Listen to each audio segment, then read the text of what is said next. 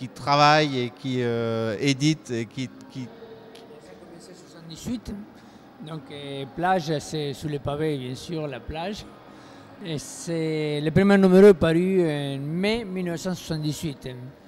Et depuis, bon, on paraît régulièrement, tous les 3 mois. Et là, au mois de mai, nous travaillons sur les thèmes du désir, les 7 désirs capitaux. Et ça sera le 22e anniversaire de Plage.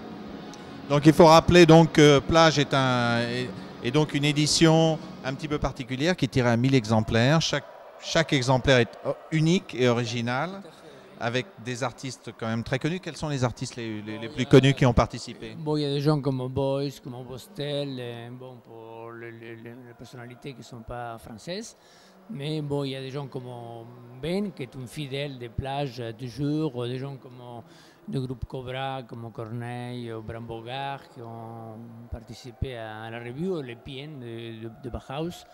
Donc, bon, parmi les gens qui sont les plus importants, mais il y a une pléiade d'artistes de tous les pays, aussi bien au Japon, comme l'avant-garde japonaise, tous les groupes Paradise au Japon, des gens qui sont en Amérique latine, en Argentine, ici aux États-Unis.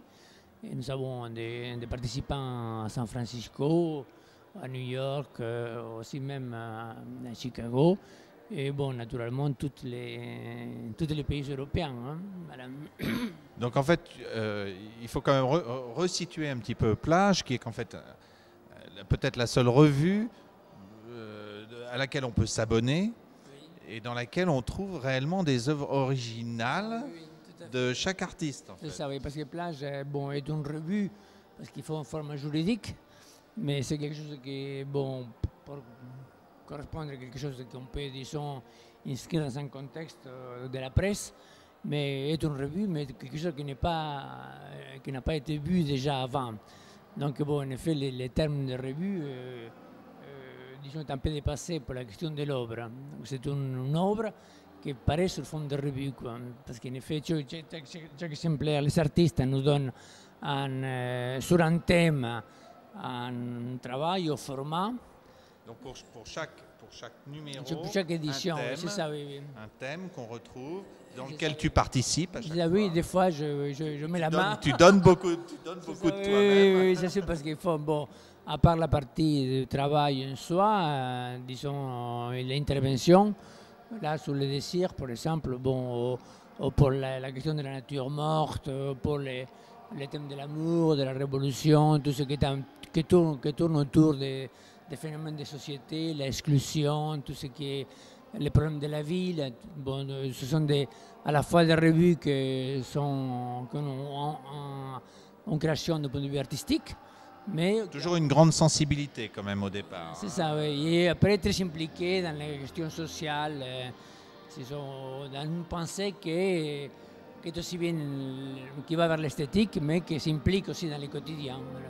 Alors pour finir, ton meilleur souvenir d'éditeur de Plage, qu'est-ce que c'est?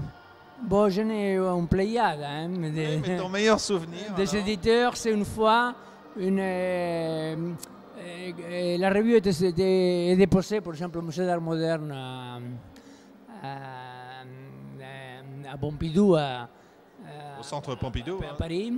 Et il y a une personne qui m'a dit qu'il avait volé la revue à Pompidou et qu'il avait trouvé tellement belle qu'il avait retourné pour la payer. Il était revenu pour payer son abonnement. Bon, voilà, moi je dis que ça c'est ce qu'il y a de plus beau dans l'art. Oui, un voleur repenti. Et je dis merci Ramon de nous donner ce souffle de vie à l'art contemporain. Et encore bravo. Allez, salut et à bientôt.